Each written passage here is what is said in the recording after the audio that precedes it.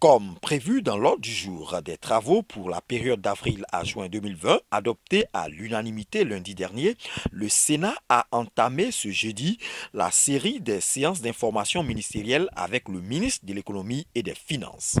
Aoussou Jano, le président de l'institution, a invité les populations ivoiriennes au respect des mesures barrières contre le Covid-19, mais aussi à la solidarité. Je voudrais inviter les populations à la mobilisation et surtout à la discipline. Dans un contexte où le directeur général de l'Organisation mondiale de la santé appelle l'Afrique à se préparer au pire, chacun doit jouer sa partition pour déjouer ces pronostics pessimistes et alarmistes dans notre pays. Dans un contexte où le secrétaire général de l'Organisation des Nations Unies appelle à une mobilisation gigantesque pour l'Afrique, nous devons être à l'avant-garde du sursaut national en vue de briser la pernicieuse chaîne de contamination. Qu'il s'agisse d'appui en numéraire ou en nature ou encore des prestations diverses fournies dans le cadre de l'information et de la sensibilisation contre le nouveau coronavirus, aucune contribution ne sera minime, aucune autre ne sera de trop. Chacune vaudra son pesant d'or. Je voudrais inviter nos concitoyens à renforcer notre élan d'amour et de solidarité entre nous. Nous devons revenir à nos valeurs africaines où la primauté est accordée à la communauté sur l'individu, où le pauvre est assisté pudiquement sans que sa dignité, son honneur ne soit écorné, où le riche, avec humilité et sans ostentation, effectue son devoir d'assistance aux plus démunis, où les plus jeunes mettent leur force au service des aînés, où les aînés mettent leur sagesse au service des plus jeunes. Nous devons retenir l'amour, la solidarité et le partage comme des valeurs fondamentales qui doivent gouverner nos rapports. Puis, il a salué les efforts du gouvernement à travers ce plan économique pour faire face à la difficile situation vécue.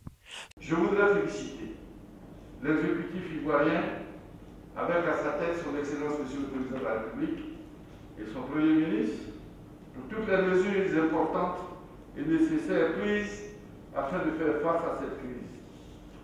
Le Sénat salue la proactivité du gouvernement ayant conduit à l'élaboration de ce plan de soutien économique et social et humanitaire d'un montant de plus de 1700 milliards de francs CFA, destiné à soutenir le secteur privé, les petites et moyennes entreprises, le secteur informel, ainsi que les couches sociales les plus défavorisées de notre pays. Je voudrais également exprimer mes encouragements au Premier ministre, chef du gouvernement et à travers lui, tous les membres du gouvernement.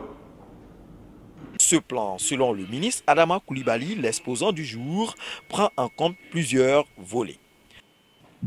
Premièrement, nous allons évoquer l'impact économique de la crise du Covid-19 et deuxièmement, les mesures spécifiques contenues dans le plan de soutien et troisième point, le coût et les modalités de financement du plan de soutien et enfin, l'état de mise en œuvre du plan de soutien à ce jour. Toutefois, un accent particulier sera mis sur le volet social. On a mis en place un fonds de solidarité de 170 milliards. Et dans ces 170 milliards, il y a une partie qui est prévue justement pour accompagner les opérateurs du secteur informel qui auront tout perdu. Ces opérateurs étaient en activité. Du fait des décisions qui ont été prises par le gouvernement, elles ont fermé leurs activités.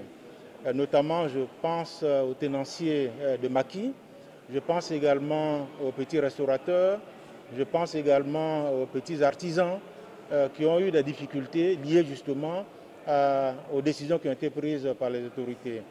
Donc, ces personnes seront identifiées, ces opérateurs, ces acteurs seront identifiés et donc bénéficieront d'un soutien à partir du fonds de solidarité géré par le ministère de la Solidarité. Les sénateurs se disent satisfaits de ce plan économique du gouvernement. Je pense qu'il était important que nous venions écouter le ministre, que nous puissions lui exprimer nos préoccupations, la préoccupation des entreprises, la préoccupation des ménages et avoir des réponses. Ce que je retiens, c'est que les choses sont en train de se mettre en place à situation exceptionnelle, moyen exceptionnel.